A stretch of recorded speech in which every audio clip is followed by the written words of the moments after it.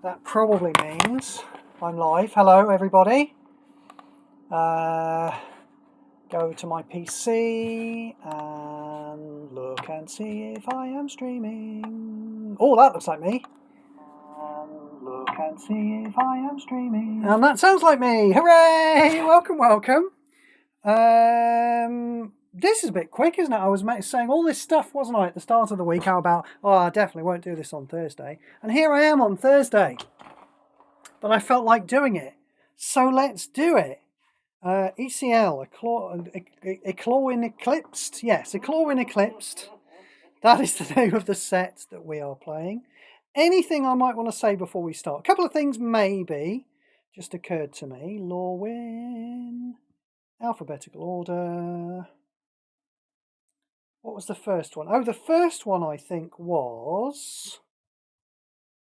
as you all know, the standout card for me in part 1, Grub's Command. Is this just going to be absolutely awful? Think about it. Greg gets to play with this. We're giving Greg access to things like, you know, Graven Cairns and Firelit Thicket.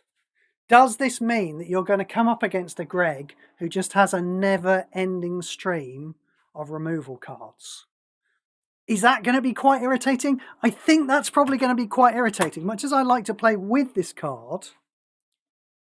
I mean, this is untargeted removal, isn't it? Destroy a non-token opposing card. Yes, it's untargeted removal. So, much as I like to play with this, maybe it's going to be a real pain in the arse to play against. I currently find myself playing Merciless Eviction as my replacement for Requisition Raid, which does exile graveyards. And I guess I don't mind it. It's a step down from Requisition Raid. Honestly, I probably wouldn't be playing Merciless Eviction if it wasn't the fact that I hadn't switched over to playing a Minotaur, and if you exile everything with a Minotaur, it all pops back out from her exile with her ultimate, you know, so that's a little bit of synergy, and one of the reasons I am playing Merciless Eviction. Anyway, just a little pause for thought on Grub's Command there. I haven't got it yet. I could have gone after it, actually, but I thought, you know, it is still a 1-for-1, and I am very happy with that Minotaur deck that I'm playing in Coalition events at the moment. So I've not gone after this card yet, but maybe I will. Maybe I'll aggressively go after it. Maybe I will just wait for it to show up in boosters or craft it when the next set rolls around. So that was a thought I had about that. The only other thing I wanted to say before we started is you may have noticed me winding up to, and indeed starting to, giving Blight, the new mechanic Blight, a real kicking in the last part of the set review. And you're probably expecting that to carry on as well. And so was I. I was expecting that to carry on. However, since then, Madren, who, you know, he's my boss. Well, no, Sarah's my boss, obviously. But Madren, you know, he's my coalition leader. He's been playing with some Blight, and he says it's okay. Now, I'm not wrong about this. I want you to know this. I'm never wrong about anything ever. So I'm not wrong about this. He's obviously been playing with the good, mythic, and perhaps some rare Blight cards, whereas all I've seen so far is some rubbish common and uncommon Blight cards. So I was not wrong, and I want it to go on record that I was not wrong because I'm not a wrong person who's wrong about things. Maybe I was a bit wrong, I don't know. But I'm certainly looking forward to see what is making Madren excited. Or, alternatively, maybe I'm looking forward to seeing why Madren is so completely wrong about this awful trash mechanic. Who knows? We'll find out when we get there. There's some very cheap creatures that have Blight, and I think we'll get there at some point if we go through every card from A to Z. So let's carry on doing that. Does anyone remember where we were when we stopped? We'd only got about, I want to say C, somewhere near C. We didn't get to Catharsis, did we? Bridget's Command we saw. Did we see Catharsis? I don't remember seeing Catharsis. Maybe we got to Bridget. Oh, did we see Bridget's command? Oh, I'm going to have to check. Sorry about this. This is absolutely negligent of me on my part. I should have checked where we were. View your channel. Part 1. Turn the sound down. Boggart Mischief is apparently where we got to. Oh, right. Okay, we didn't get to Bridget.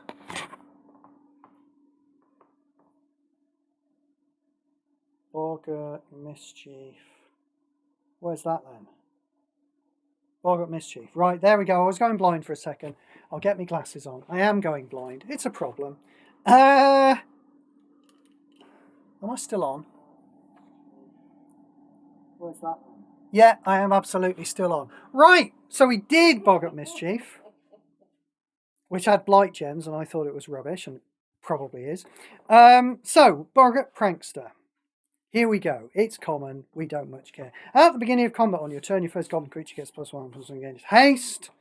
Okay, whatevs. I mean, why?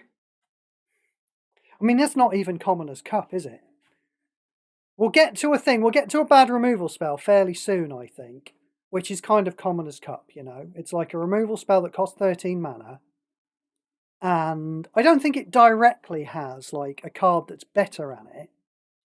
So it might be Commoner's Cup. But, I mean, there are cards that are Commoner's Cup.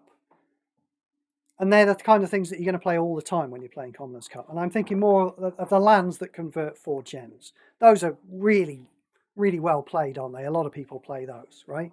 And then there are cards that are Commoner's Cup that you play when you're mastering cards in Commoner's Cup. And like I say, those are your things like your bad removal spells. And then there are cards that you wouldn't even touch when you're playing Commoner's Cup and when you're mastering cards. And that's this. So even though, I have been using Commoner's Cup as a slur to refer to absolutely unplayable cards, but I think it might be better to use Commoner's Cup as kind of a, what would that be? High-low shit? Maybe Commoner's Cup means high-low shit tier, and mastering cards in Commoner's Cup, that would be mid-low shit tier, and then everything else low shit tier. I mean, that sounds too concrete for my style. As you know, I like to make up what everything means on the fly every time I talk about it. But that seems like a very low shit tier card to me, doesn't it? Boggart Prankster. Bogslither's Embrace. Create a blight gem. Exile target opposing non-token creature. So there you go. That's definitely mastery in Commoner's Cup. I like playing that when I'm mastering cards in Commoner's Cup. If I'm choosing a card to play in Commoner's Cup and I'm not mastering, then I'm going to play one that's a little better than that. I'll play that one that has haste and destroys a creature, and if you behold a dragon, something. Yeah? There are very slight, if I'm not mastering cards, there are very slightly better removal cards than this than I'll play in Commoner's Cup. If I'm mastering cards, I'll play this and I'll be very happy about it, because it's pretty good. If I'm mastering cards, I can play a slightly worse removal card. But something like this, absolute garbage. It's a shame that I will miss using Commoner's Cup, meaning absolute worst of the worst, but you know. I'll come up with something. I'll come up with some kind of terminology. Boldweir Aggressor. This is a giant warrior with double strike. While this creature on the battlefield, your giant creatures gain double strike. Yeah, not exciting. Can you think of any more giants you like? Me neither. We move on. Bone Club Berserker. Beginning of your turn, this creature gets +2/+0 until the beginning of your next turn. I mean, okay, right? 5 mana, 4/4. You know, is that high-low shit tier? That's probably high-low shit tier, isn't it? 5 mana, 4/4. But absolutely low shit tier. Boulder Dash. 4 damage to target creature or planeswalker. 2 damage to each opposing creature. Yeah, this is the kind of thing I'm talking about there, yeah? So, you know, mastering cards in Commoner's Cup, you play this, you're quite happy about it. And then you master all the good mid-removal cards. And you start trying to play... This is what happened to me the last time it was on. You start filling your deck up with things like this, and then Grist just fucking runs over you like a steamroller. Because you're expecting to get rid of, creatures with cards like this. Oops, I appear to have clicked on the wrong thing. Brambleback Brute, there we are. 30 mana 4/5. When this creature enters the battlefield, create 2 blight gems. When a blight gem is clean, first opposing creature can't block. I mean, that's worse than that, isn't it? I'm sure I was putting things like this at like low mid shit tier, wasn't I? I don't know. I'm confused. I don't know where all these things are. Shit tier though, absolutely nowhere near high shit tier. Bree of Clan Stoutarm. Oh, she's got little sheepies. And a nice kind of... She appears to have wolf heads on her staff. I see. So she's a giant. Yeah, I get it. She's looking after the sheep. And she's killing the wolves! 10 mana 4/4. Activate 3 white or red. A random other creature you control gains flying and lifelink until the end of the turn. Again, just all your creatures have flying and lifelink. Why not? Who cares? That'll work. At the end of your turn, if you gained 2 or more life, draw a card. That card gains full mana. Oh, I mean, okay, so that's the reason you don't give this card lifelink, I suppose. No, I mean, I think you're playing loot over this, absolutely, aren't you? You're not choosing to play this as a mana filler giver because you don't want it tied to the 3 activated gems on the board. It is rare, so you can play it in events that like... that don't let you play mythics and masterpieces. Do we care? Do we care that we can play this? We certainly don't care that we play this in Colours of Magic. Can't have mana in Colours of Magic. Do we care that we can play this in Play Control? I don't know. Play it in Play Control. See what you think. Any more events you can play it in? No. High shit tier? Low high shit tier. Bridget, Plahan's Heart. When this creature enters the battlefield or transforms, yeah, this is one of these things. Create 2 Lorwyn Eclipsed tokens, activate 1 green transform, 6 mana 3/2. When this creature transforms to this form or is reinforced, convert X gems to green.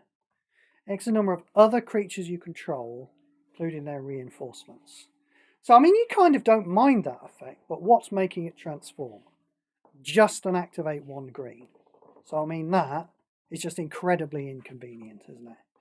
So, I mean, look, we paid 6 mana, we got 5 powers worth of creature on the table. You know, that's already getting it well into mid-shit tier.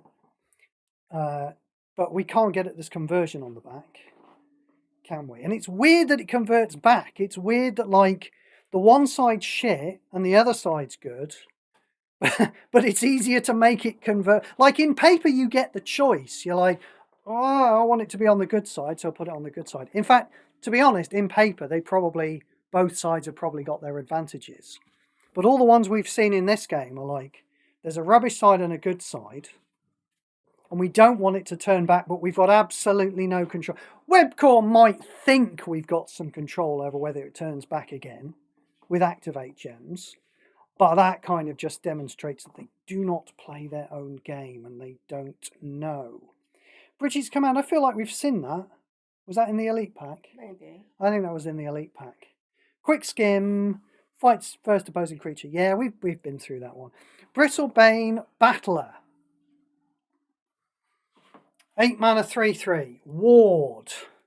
Drain 6 mana from hand. It's only useful having ward if it does something and it's useful. When a non-token creature enters the battlefield, this creature gets +2/+2. Yeah, that's, you know, kind of low high shit tier probably, isn't it? Because presumably it's going to trigger itself. It's an 8 mana 5/5. Every creature that comes in, that is non-token. It's not like you're going to be able to go kaplunk, kaplunk, kaplunk, kaplunk. You know what I mean. Yeah, of course I do. So, you know, low high shit tier. I think I'm going to need to break up shit tier more. I think this is the problem. High shit tier was always wasn't it? The point of high shit tier was always it's the best card that you're mastering. But I mean, there's such a world of difference between this and the kind of cards I've been putting in high shit tier, isn't there? That maybe I need another... I need to bring God shit tier back. That's what I need to do. Yes.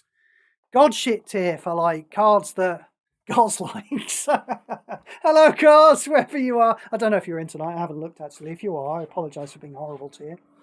But yes, we need to bring back God shit tier. And then we can have cards like this in high shit tier. And then there's still more space for even more powerful cards that I still wouldn't touch with a barge pole. And I'm only really playing when I'm mastering cards. There we go. We've sorted the problem out. Crisis averted, everybody. Phew. Bristlebane Outrider. At the beginning of your turn, if your opponent controls a creature with power 2 or less, this creature gains unblockable. Right, that's just a lot of text that doesn't say anything. When a non-token creature enters the battlefield under your control, it's just a huge amount of text on that card, and it means nothing! None of it means anything. Burden's Stoneback. A lot of giants today. When this creature, 8 mana 4/4, there you go, see, mid-shit tier. When this creature enters the battlefield, create 2 Blight Gems. When 3 or more Blight Gems are cleaned in your turn. I mean, that sounds silly, doesn't it? This creature gains prevent damage. We don't care. But I mean, even if we were ignoring the fact that that's a silly trigger to put on this effect, I think it's also kind of a silly trigger, isn't it? We don't know. Don't know. But it's definitely a shit card. Burning Curiosity. Create a Blight Gem, then discard a card and draw 2 cards. Absolute garbage. Catharsis. This is some kind of elemental. If it looks weird, it's some kind of elemental. And boy, does this thing look weird. Is that a slug? I think it's a slug with 1, 2, 3, 4, 5, 6, 7, 8, 9, 10, 11, 12, 13, 14, 15. Slug with 15 eyes? I think that's what it is. Maybe it's got less eyes on this picture. Who knows? But it's definitely a... Oh, well, snail, actually, because it's got a shell. Yeah, I suppose that was a shell. Yeah, okay, we'll call that a shell. This Elemental Incarnation. So this has Evoke. We all remember what Evoke does. When a card with Evoke... But I'll just read it for the slow kids. I can obviously remember what it does. But, there may be some people out there who don't. When a card with Evoke is exiled from hand with full mana, all of it, when this creature enters the battlefield and when its creature leaves the battlefield, effects trigger. Cards exiled using the Evoke Evergreen are sent to the graveyard after the effects resolve. Okay. So we can kind of cycle it, kind of. And we can use the abilities on it when we have 3 creatures in play. Which, again, I couldn't give a flying fuck about the fact that, when I've got 3 creatures, oh no, I would have had to replace one with a 4. If you've got 3 creatures in play, you're winning. When this creature enters the battlefield, if there are 6 or more white gems, oh dear, 3 Lorwyn Eclipsed tokens. Well, it's a very, very rubbish effect for that. When this creature enters the battlefield, red gems, your creature get +1/+1 for each of their reinforcements and gain haste. I mean, alright, if you like. Maybe. It's probably going to create some creatures, and it's probably going to pump all of itself and those creatures, both of those things up, and give them haste, and also pump up what's already there. If you like that, feel free to like it. Celestial Reunion. This is level, notoriously underpowered. Another round off the top of my head is the only level card I can think of that's any good. Is that right? Maybe that Phyrexian thing that used to put... What was that thing called that used to put the tokens into play and they'd have Berserk? And you put 2 into play and then they die at the end of turn. Next turn you put 4 into play and they die at the end of turn. Madren used to like it. Can't remember what it's called. It was rare, I think. Anyway, that might have been a level card. This one certainly is. This is a spell card. At the beginning of your turn, if it's in your hand, increase its level by 2. I mean, I like the fact that it's increasing its level by 2 rather than 1. Let's see what happens. Pick and fetch one of the first 4 cards from your library with base cost X or... I can see the words full mana at the end of the card. This might turn into a good thing, mightn't it? So fetch one of the first 4 cards from your library with base cost X or less. Okay. X is this card's level. Well, that killed it stone dead, didn't it? Okay. Fair enough, because we certainly don't... And it's only giving it full mana if you behold a tree folk. I mean, we certainly don't care about fetching a card from the top of your library, giving it 1 mana or 3 mana or 5 mana, do we? And we also have to behold a tree folk. I don't think there's a killer app tree folk, is there? I don't think there's a killer app tree folk, so I don't think we're getting format. I don't know. Maybe there is, and you can play with this. I kind of doubt it. I mean, I think behold a tree folk is going to count changelings. Do we care about that? No, I don't think so. What's the new Planeswalker? That turns things into a changeling, doesn't it? What is the new Planeswalker? Let me just go and examine. Are they green? Yeah, because we were talking about the fact that they didn't put changelings into play, but instead it's Oko. He is green. Target creature gets +2/+2. That then worth playing. If you turn your creature, I mean, the answer's going to be no. Don't think that that's not a rhetorical question. I'm asking it anyway. If you turn your creature with that ability into a tree folk, do you then want to play this card? Or do you just want to play with Oko, a Phenomenon Investigators? And I think I've just answered that question there. We think we don't like it. Champion of the Klakan. Affinity Kithkin. Well, that's 15 mana. That's a lot to reduce, isn't it? When this creature enters the battlefield, all other Kithkin creatures you control get +1/+1 for each of their reinforcements. I don't know. Build a Kithkin deck, see if it works. See if you can beat my deck. I bet you can't.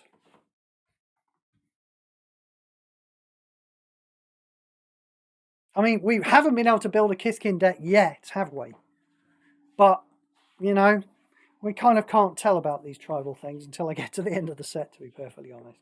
I don't think so. And even if it's a good deck, it's a good tribal deck, which by definition isn't a good deck. Champion of the Path. Oh, so we're going to get a load of these champions now, aren't we? Oh, that's good, because we're going to get the elf one. I suppose the elf one is going to be the one to talk about here. 17 mana, 7/3, Affinity Elemental. When a non-token elemental creature enters the battlefield. So Affinity is including reinforcements. When a non-token elemental creature enters the battlefield, deals 7 damage to the opposing Planeswalker. I mean, fine. What's an elemental now? As I say, we talked about this the other day, aren't they? We're more likely to hit elementals.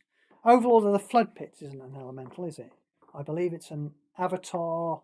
Enchantment Avatar Horror, I believe Overlord of the Flood Pits is. Any really silly... Well, yeah, Gaia's Revenge, but I mean, you're not really planning to put enough Gaia's Revenge into play to make this... If you have a 15 Gaia's Revenge in play to make this cost 0, then I think you're probably going to win by attacking with 15 Gaia's Revenge, aren't you? So I'm trying to think of something like Overlord of the Flood Pit, something I might want to start early with, kick my game off, and then... Anyway, I don't like it. Maybe there's some elemental deck you might want to build and have fun with. I hope you do. Affinity Goblin. Activate... Well, this is it. You do get to create... There are cards that create elemental tokens. Sure, there are Planeswalkers that do that. Have fun building that. Affinity Goblin, activate 1.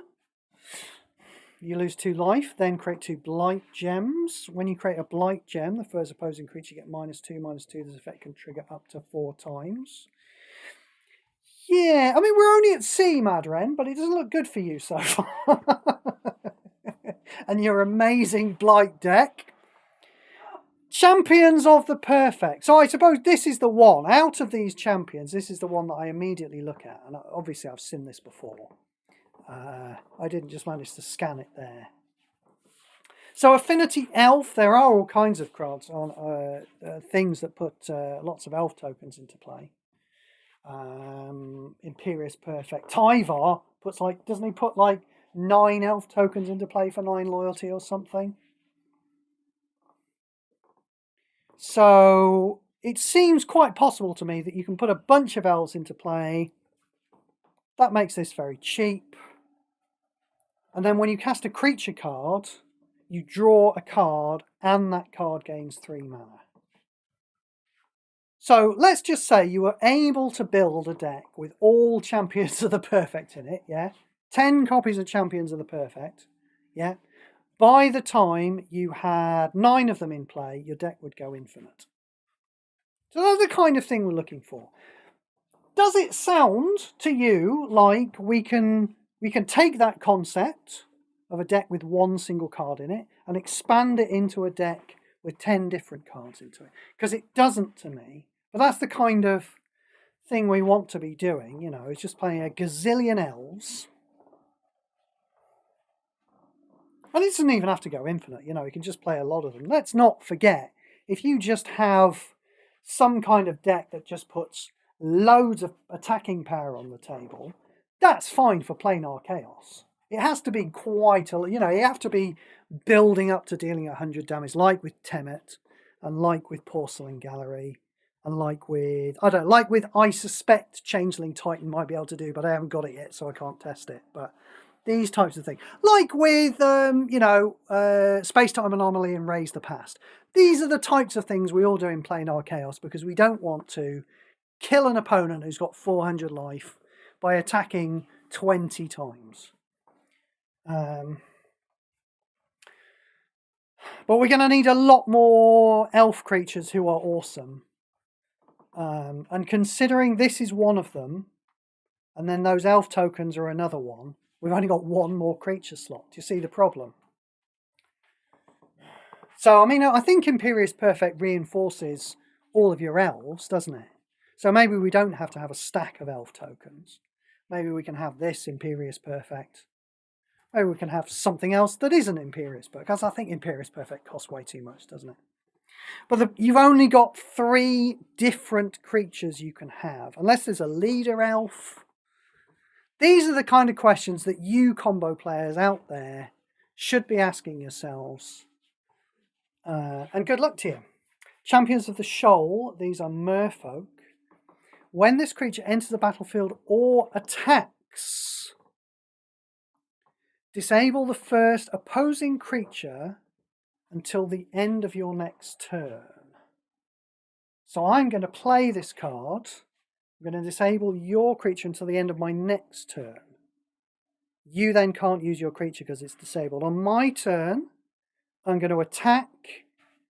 That disables yours until the beginning. I'm sorry, I'm pointing directly at you, Sarah. This is very rude to do, but I need to I'm in the space where I need to think about what I'm talking about. So this is like permanently disabling the first opposing creature for 9 mana. That's okay, isn't it? When this creature leaves the battlefield, the first opposing creature gains stun counter 2. That's okay. What it doesn't do is constantly disable the next creature. So the reason we all liked Assimilation Aegis, wasn't it? It was because you could put it in play, and then if a Galter in play came into play, it did not trigger. And that's what this doesn't do. You can play this, but the turn that the Galter comes into play, it is going to trigger. It's not going to attack you, but it is going to trigger, and that's still really bad. But this is okay. This is an okay card. Might be good enough to play. Oh yeah, I'm sure it is good enough to play in like Survivors of the 4 Tribes. I don't think it's going to get much better than this though. I guess this gets to be mid-tier for what it does, to be perfectly honest. But I don't think it gets much higher than that. And then when it leaves play, first opposing creature gets stun counter 2. This is a little bit of gravy. It's like, oh, okay, you're going to kill me. Well, I'm going to stun you for a bit longer as well. I don't mind a lot of the things this card does, but yeah, I don't think it's getting any better than mid-tier. Changeling Wayfinder. Gosh, what an exciting card. We really need some changelings that do some things and not just be a 1/2. Chaos Spewer. I mean, I feel like this isn't the type of thing that Madren is talking about. I've got a really bad feeling I saw it on his deck list. But here we are. This is a 2-mana 5/4. Now, that's obviously above the curve for what we would expect. Normally, at a common, we're looking at a 6-mana 2/2. And a 2-mana 5/4 is obviously much better than that. We don't really care about having a 2-mana 5/4. That's still going to take 26 turns to kill a Nicol Bolas on its own, isn't it? You know what I mean? And it is a whole card. But it is spewing out Blight Gems. Maybe, okay, so maybe this is why Madren likes it. You know, it is spewing out Blight Gems because every time it enters the battlefield or attacks, you create 2 new ones. The threat isn't nothing, but that's the threat is of damage is not enough to make me excited about it. But it does generate 2 Blight Gems every turn. So, well, one of the best Blight Gem cards we've seen, but only really if there are other good Blight Gem cards as well. Because there needs to be some reason to create Blight Gems. Because let's not forget, Blight Gems set you back. You don't want this card on its own just fucking up your mana and just being a slightly better card at attacking and then just fucking up your mana every turn. That's not what you want. You want something to do with those Blight Gems that mitigates that. Chitinous Graspling. Now, that's not enough. You know, I was saying what we don't want is a changeling that does nothing. And they went, oh, okay, well, this one's got reach. That's not enough, I'm afraid. Chomping Changeling. This might be enough. I mean, it's too small at 1/2, isn't it? 8 mana. When this creature enters the battlefield, destroy a random opposing support. And I mean, I just feel like any time you might reach for this, you'd probably be reaching for a Conclave Naturalist in play. Let's not forget, we're not allowed to play with changelings in, you know, the Shadowmoor PV and the Lorwyn PV. We've got to play strictly with like Kithkins and things like that. And it's not great. It's not a great effect to just play a creature and destroy a support. But I feel like even if you did want to do that with an uncommon card, you'd pick a Conclave Naturalist because it's much better. Can't imagine it having a use, but maybe, certainly more use than bloody Reach. Chronicle of Victory. I believe, what's wrong with Reach? Well, what isn't wrong with Reach? Chronicle of Victory. That was a really glib answer, wasn't it? Oh, it really just allowed me to just like cruise on through without actually answering the question, which, you know, I'm still not doing. Chronicle of Victory, I believe, is available to buy in the shop. I think I might have seen it in the shop. 16 mana, 2 shields is we don't like. 3 shields is like what we expect from a support we expect is going to stay in play and help us out. 2 shields is a bit too flimsy. Do you remember there was a thing many years ago and it used to cost about 16 mana? This is what we had instead of mana fillers back in the day. And whenever you had a historic card in your hand, I think it was the start of your turn, the first historic card in your hand would gain full mana. Do you remember that? It was back when cards used to be a bit more balanced and not just be fucking, well, here you go, here's a card every turn and it's full of mana and you can have lots of mana from destruction of gems as well, and we're going to just damage your opponent as well for every card in your exile, and it's going to attack as well. Did I mention I think Dragonhawk is too good? Anyway, my point about that card is that the thing that made it not so good was the fact that it had 2 shields, which just wasn't enough. I still remember playing it in some format. There was a coalition event that had 5 nodes. Anyone remember this? And there was one of the nodes where you had to play with all cards that cost 11 or more mana. And I do remember playing that card in that event. Because, of course, a whole deck full of cards, 11 or more mana, you're really opening yourself up to some problems with mana if you're not careful. So I do remember playing that one. So we haven't looked at Chronicle of Victory at all yet. I've just been explaining one more time why 2 shields isn't quite enough. These guys are fighting the Phyrexians, aren't they, on the artwork? Look, that's a load of Kithkin, presumably, because they've all got... Well, that's an elf, and I reckon the little guys are Kithkin, because they've all got the no pupils, yeah. This guy at the goblins at the front, sorry, is one of those weird goblins because he's got all tusks and horns and things. And I reckon those are the Phyrexians over there. Did the Phyrexians try and invade Lorwyn? Maybe they did. I don't know. I've not heard about it. You'll have to ask Jariel, whatever his name is. He keeps up on the lore. He would know about all this stuff. And there's a big flying snake in the sky as well, just like those things you remember in the Avengers movie. I really like the Avengers movie. Why am I so determined not to talk about this card? I don't even know. I really, really like the first Avengers movie. You know? It was like, we were all asking, weren't we? Well, surely it can't be possible for a load of superheroes all to come together in one movie. They've all have their own individual movies.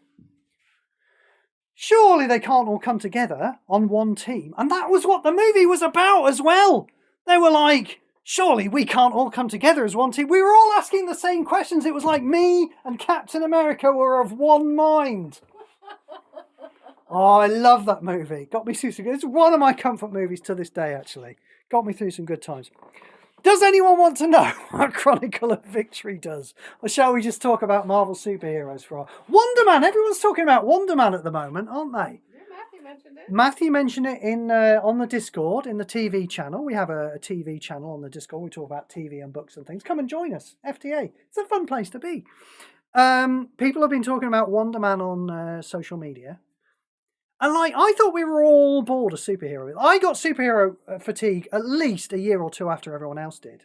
I was like watching She-Hulk and Miss Marvel and things like that, those TV shows. And everyone on social media at the time was like, oh, superheroes are so boring. I was like, no, superheroes are cool. But no, it did eventually hit me, the superhero fatigue. But yet now,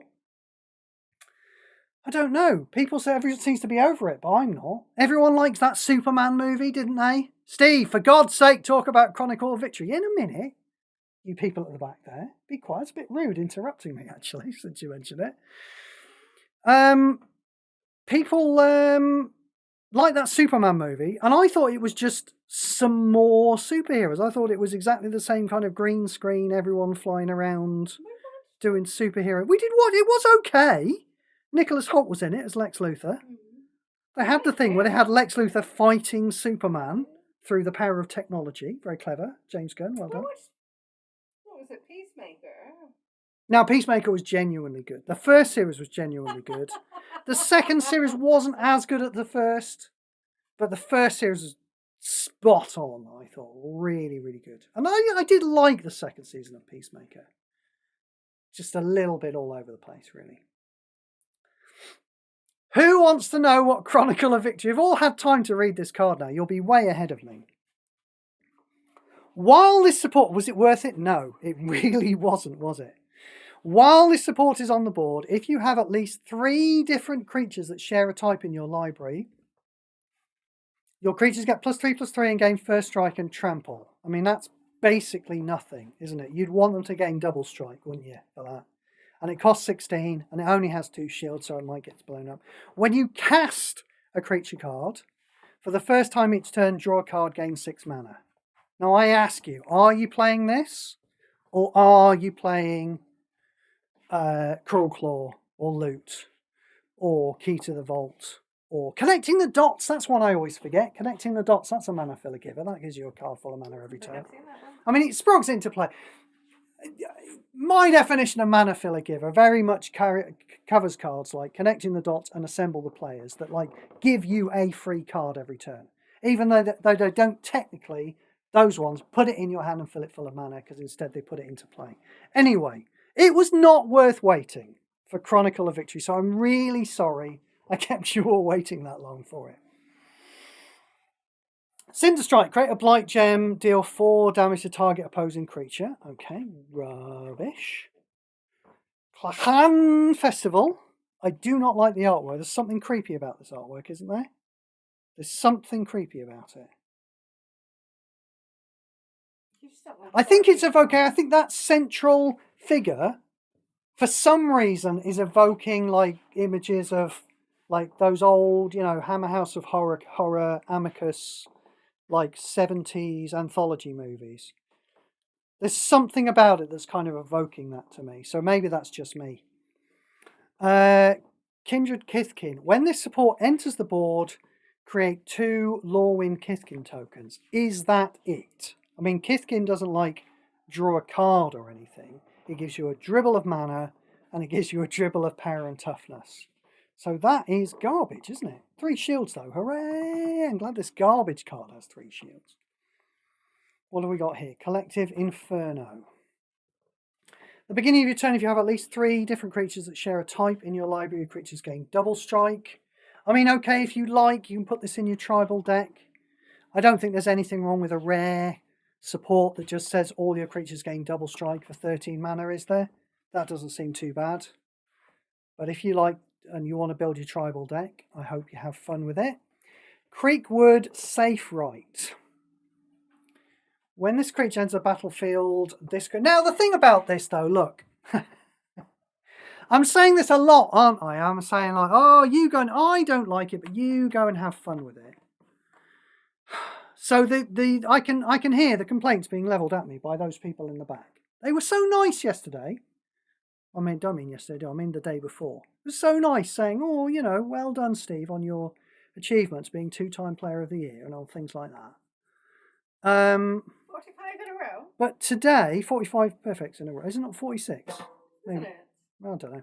I forget. I lose count. I'm not really paying attention, to be honest. It doesn't mean anything to me.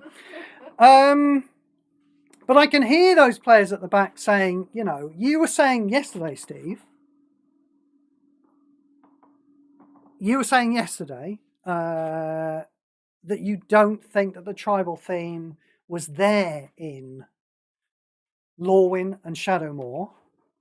And you also don't think it's going to be there when you combine all 3 sets as well. But yet you're just dismissing all these tribal cards. I mean... But I can't get excited about it. All the tribal stuff I've seen, and you know, is just put a large amount of power on the table, really. Double strike, that's just more power on the table, you know, reinforcing your creatures, and affinity, and drawing more creatures and just putting them down, and just having X amount of power on the table. So they're all kind of the same. They're not very interesting to me. Because it's not like you're engaging in creature combat like you do in paper, you know. You just have an amount of biomass on the table and it hits your opponent in the face. So I mean, maybe there's a really good tribal deck that is, you know, dealing enough damage for me to care, for me personally, to care about it in Planar Chaos. I don't know. I kind of don't think so. I kind of don't think they're getting up to Temet levels or Porcelain Gallery levels. Creekwood Safe Right. When this creature enters the battlefield, this creature gets -4/-4. I mean, you can see what's happened here. This is a card that's been converted from paper, but why is it not just a 1/1 that gets +1/+1 every turn? In paper, it has a number of -1/-1 tokens on it, and that means something that it has -1/-1 tokens on it. It means nothing here. Why is it not just a 1/1 that gets +1/+1 every turn? Do we care about that card? No, we don't. Crossroads Watcher. It's like a winged stoat going on there. That is a weird looking Kithkin, isn't it?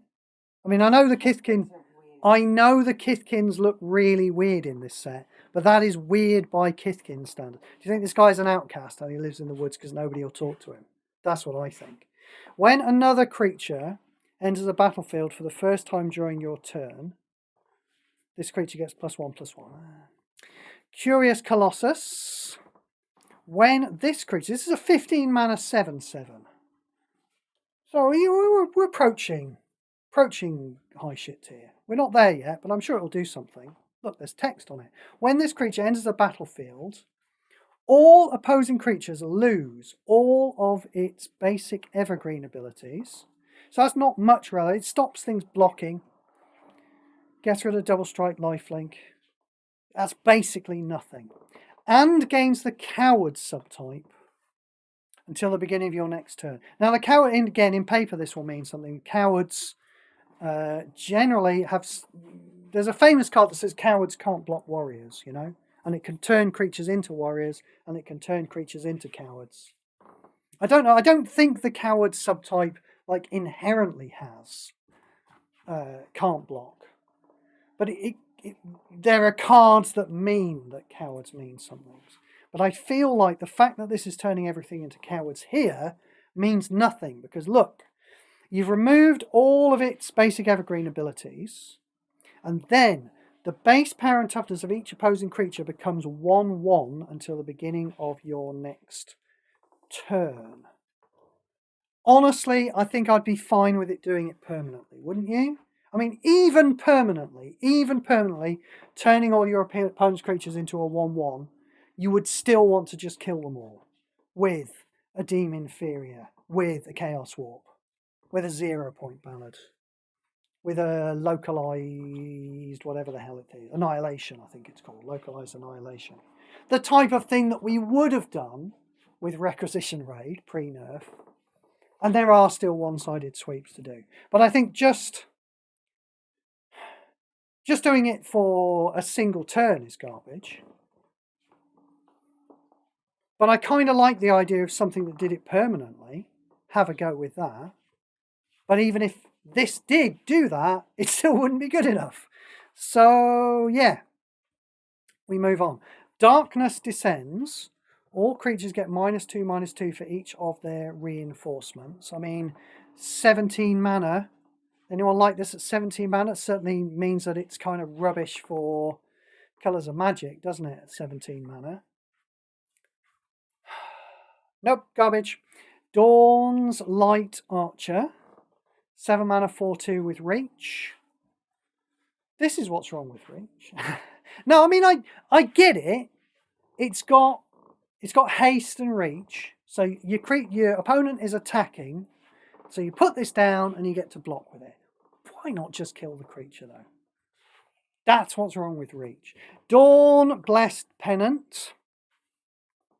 At the beginning of your turn, if you have at least 2 different creatures that share a type in your library, gain 3 life. Don't do me any favours.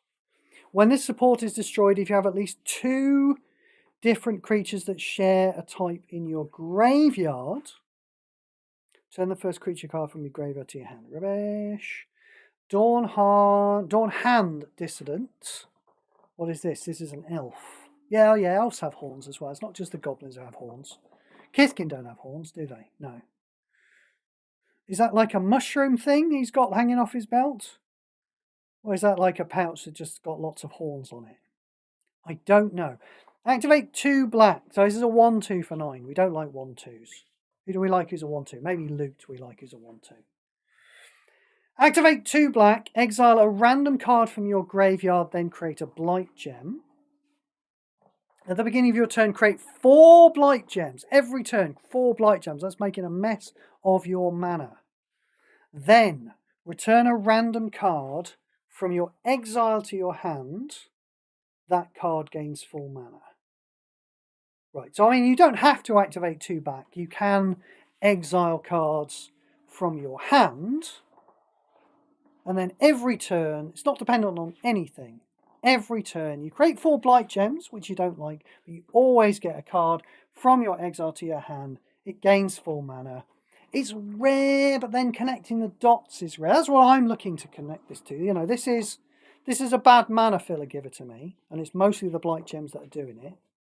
But again, you know, maybe I'll find some reason why I want to create loads of Blight Gems. Haven't seen it yet. You know, obviously we were just talking about loot. That's a 1/2. We wouldn't play this over loot. So the reason we might have to play this over loot is because it's a rare. So there are certain events we can't play loot in. So now we're comparing it to connecting the dots, which basically does the same thing. Connecting the dots, you exile cards from your hand, and they come back into play, don't they? Oh, do you have to attack with creatures with connecting the dots, or does it just do it? I'm going to look. Because I don't play, because I play Dakon and literally a Minotaur all the time. I don't actually play red, so a lot of the best red cards. See, this one's 12 mana. Ah, no, yes. When a creature you control attacks, then you exile a card. Right. So it's a little bit tricky to exile cards like that, but of course you can always just exile cards from your hand. And then at the beginning of your turn, bam, creature card from your exile into play under your control. So not any type of card, but basically the same thing. A card from your exile whops back into play. Oh, yeah, okay. No, see, you see what I mean by I don't play these things. Yes, so it gets a creature first, and if there's not a creature, then it gets a support. Yeah, but basically, mana filler giver. And obviously, you can see now how that 12 mana rare card really kind of whips the ass of this 9 mana rare 1/2. Dum da dum dum. Dum da dum. And like I say, if there is a reason for creating 4 Blight Gems, we haven't seen it yet. Dawnhand Eulogist. Now, when this picture first came up on my screen, when I installed the update, this picture came up. I thought, oh, that's actually quite nice. I actually quite like that artwork. Since then, I've slightly changed my opinion. Not because I don't like the artwork. It's quite pretty, you know. I mean, you know, a lot of Magic artwork doesn't necessarily benefit from being blown up on a 12-inch tablet, because you can see all the brushstrokes that you don't see on a little piece of card.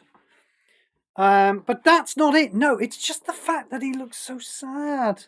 He looks so sad, you know?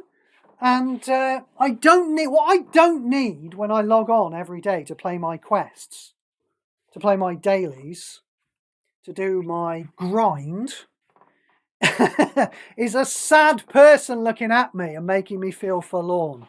So I'm not sure that was a good idea. I think maybe change that picture, somebody really happy. Yeah?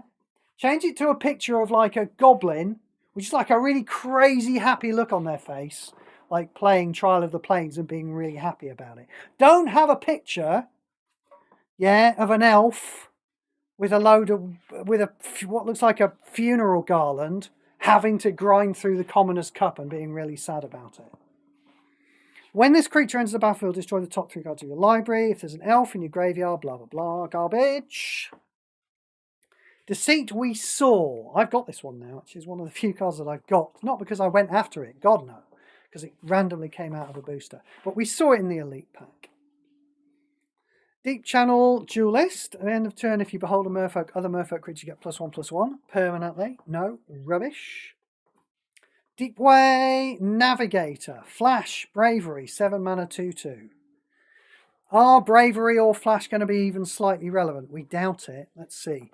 When this creature attacks, your other merfolk creatures gain vigilance until the beginning of your next turn. Well, Steve, actually Bravery is relevant, isn't it? Because if it attacked last, then all your other creatures wouldn't get vigilance if they attack first. Yeah, but you know my thoughts on this is like a lot of the time Bravery could have just been, and it's a stupid idea moving your creatures around. It's a complicated thing, and it's just, we don't need that complexity when that level of complexity could be used on other more relevant things, because you could just change the wording to say at the start of combat. When you attack with your 3rd creature, if you have at least 3 different creatures that share a type in your library, your merfolk creatures get +2/+1. There you go. Throw it in your merfolk deck. Do you like it? Yeah, you excited to play your merfolk deck? Enjoy then. Disruptor of Currents. When this creature enters the battlefield, return target creature to its owner's hand. Okay, now so on the face of it, what we've got here is a worse Harbinger of the Tides, which is also rare and very slightly cheaper and very slightly bigger. This does have Flash,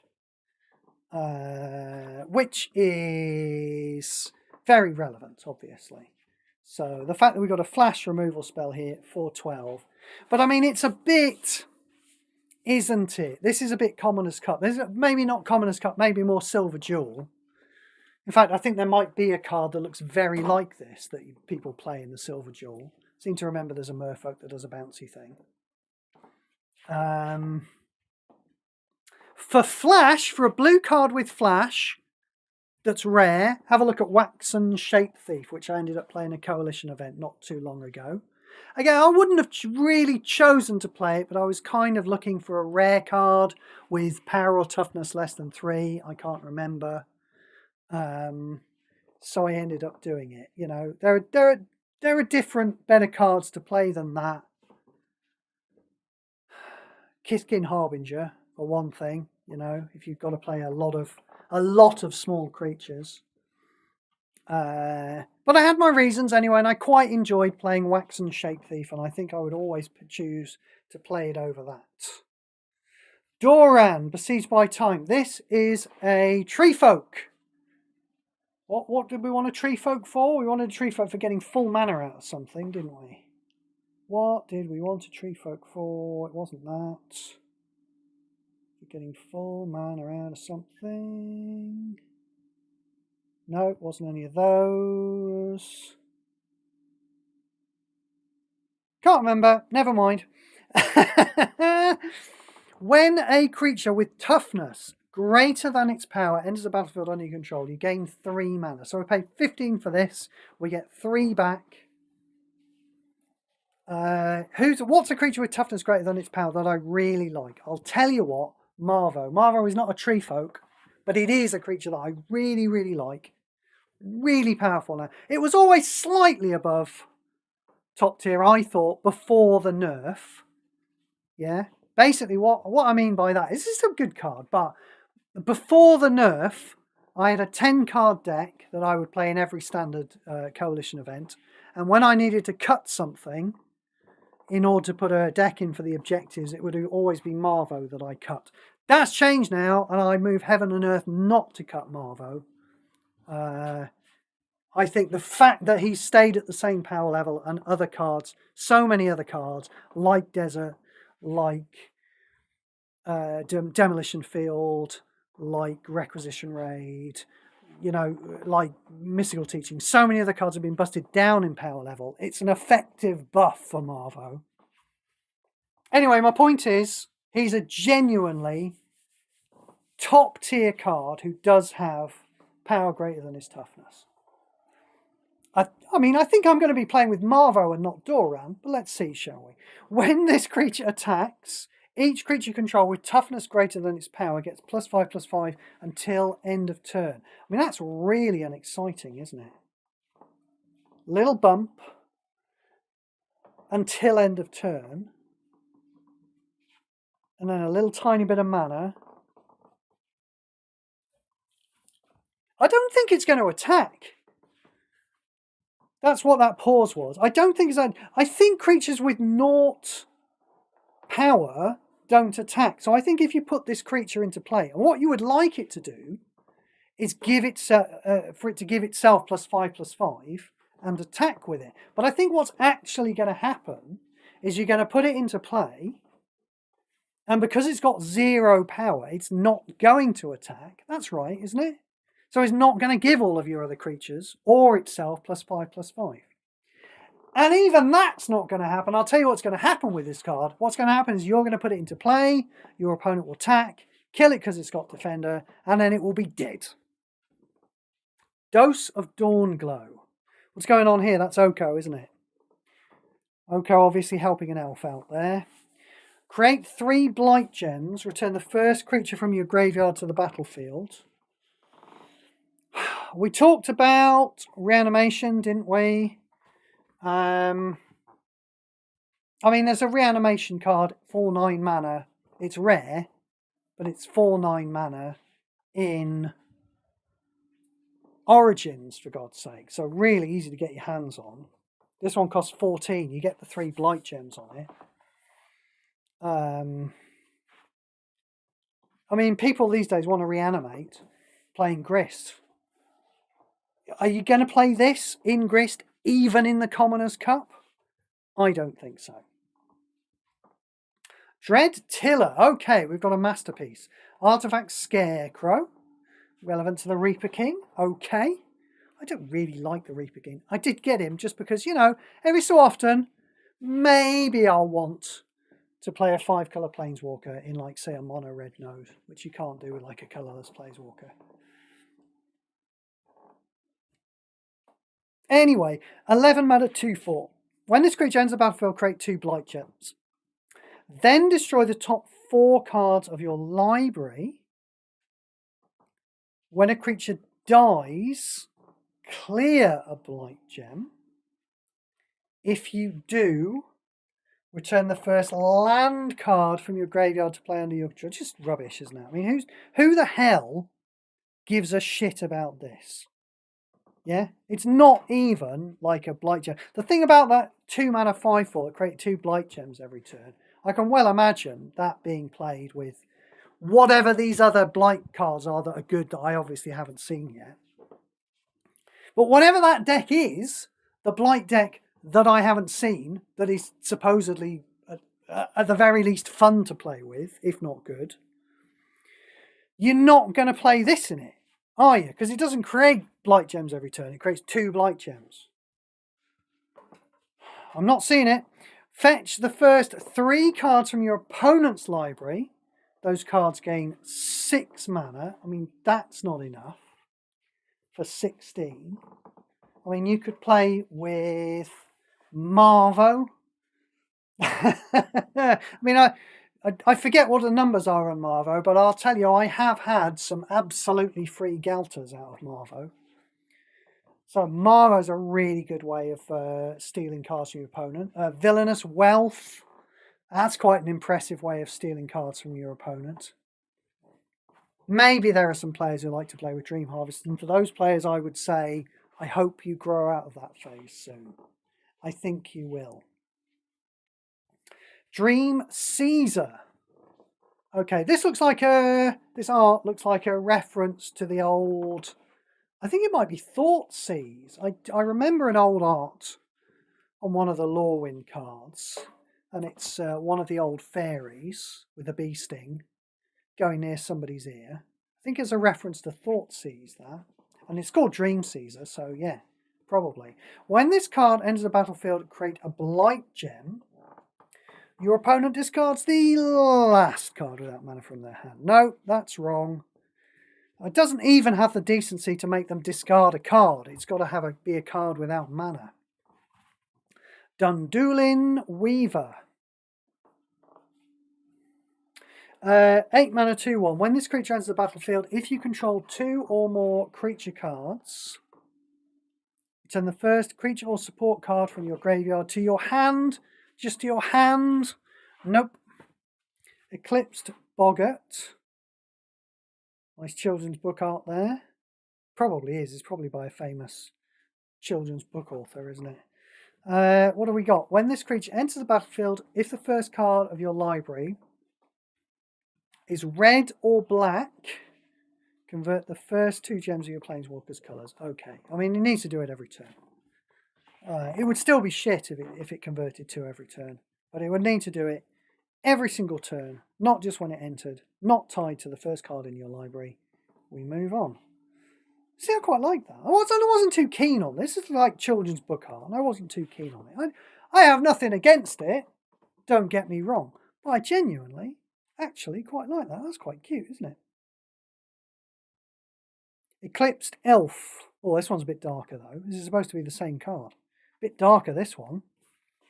When this creature... Oh my god, is this just the same Eclipse Boggart? Oh, there's going to be a whole cycle of these. What a waste of design space, eh? First card of your library is red or black, convert 2 gems. First card of your library is green or black, convert 2 gems. I mean, it is a 3-2 instead of a 2-3.